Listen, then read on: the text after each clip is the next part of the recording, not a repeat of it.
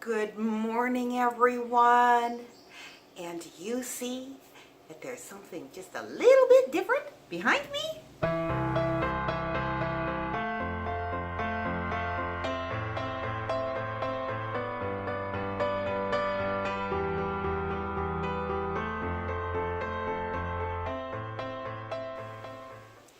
Yes, it came first thing in the morning. We were their first delivery. And voila!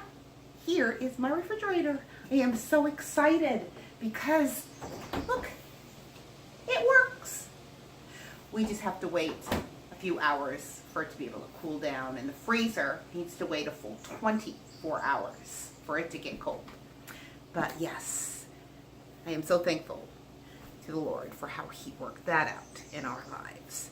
Anyways, yeah, it started out as really cold and really overcast, and then all of a sudden, the clouds separated and the sun came out and my refrigerator came, and hey, it's a beautiful day. So anyways, I hope you want to stick around for a little bit of my day, and I'll talk to all of you in just a little while.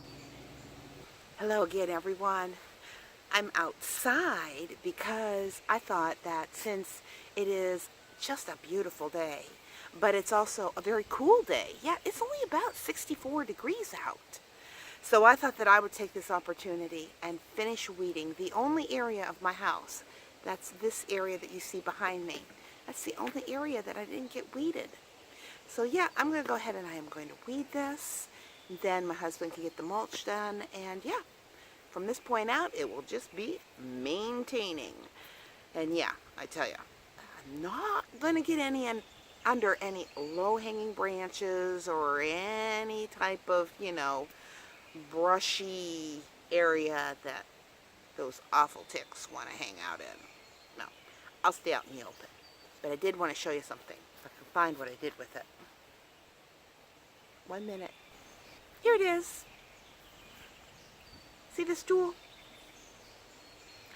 This is my favorite kind of tool to weed with, because you have 3 prongs and then you have this thing to really be able to get out, especially dandelions and things like that. Now, this is what I weed with, like, around my house. That's what I'm referring to. And I had one, and had is the operable word here, because I think I buried it. I think that I was weeding and I set it down, and I don't know. I thought for sure it would turn up, and it never has. So I think maybe it's underneath, yeah, some dirt somewhere, and it's gone forever. But I found myself a new one, and this one's actually made in the USA. So yeah, at least I got my tool. These things are really handy for getting out weeds and for cleaning up areas in between plants and that. So anyways, just had to show you that. So between my tool and my little handy dandy wagon, yeah, I think I'm going to be doing real well. Talk to you real soon. Well, I think that looks a lot better, don't you? So now all we have to do is put some mulch in. But I wanted to show you one thing in this flower bed. And that is this columbine. No, I did not plant this columbine. About 3 or 4 years ago, I saw what I recognized as the leaf starting to grow up from a columbine. So a little bird or the wind or something must have blown the seed of a columbine flower over here, and it started to grow. And so then, after a couple years, I transplanted part of it to another area. But now I see that right over there,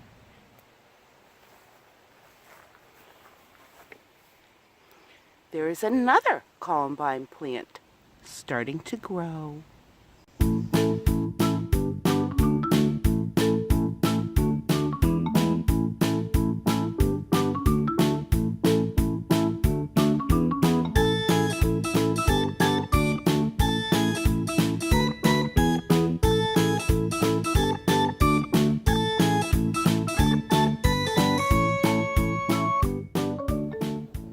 For today's devotion, we will be reading Ecclesiastes chapter 3, verse 1. To everything there is a season, a time for every purpose under heaven. Just like there is a season for different varieties of fruits and vegetables to ripen, the same is true when it comes to our lives. There will be times when we don't seem to be experiencing God's blessings. It may seem like our prayers are not being answered, or that our problems aren't being solved. And often it's during these moments that we can begin to feel as though nothing will ever change. And we might begin to feel like giving up. Today's passage is telling us that our lives are much like seasons in a year. Now, have you ever noticed how much we seem to complain about time? In certain situations, like when we have 3 minutes to make a 5-minute hike across the airport and we're begging for more time, then again, the seconds don't seem to go fast enough when we're waiting in a really long line and we're in a hurry to get going. You see, everything is advancing towards a God-ordained goal. And part of that involves appointed times and seasons that are put in place by our Creator. Think of it this way. It's not that everything happens for a reason, but rather everything happens for God's reason. The perspective of seasons can help us understand. Just like the seasons in a year, we also experience seasons in our life. And we will have seasons of winter when nothing will grow. And it's during this season that the Bible encourages us to remember that the seasons of spring and summer are just ahead. Then again, so is fall and winter. But God is faithful, and He will bring you and I through the difficult lessons and seasons in our life.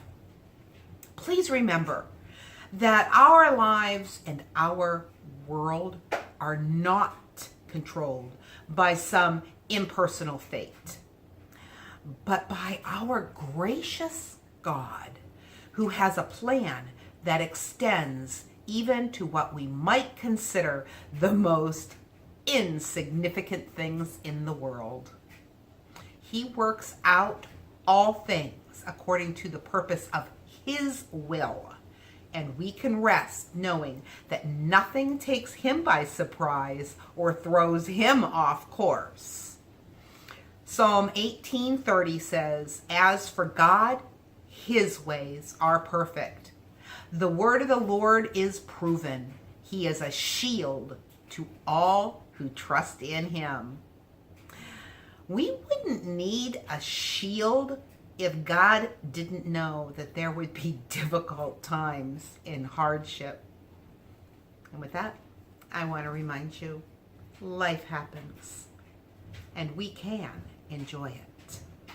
And we will never wrap our minds around what God has planned from the beginning to the end.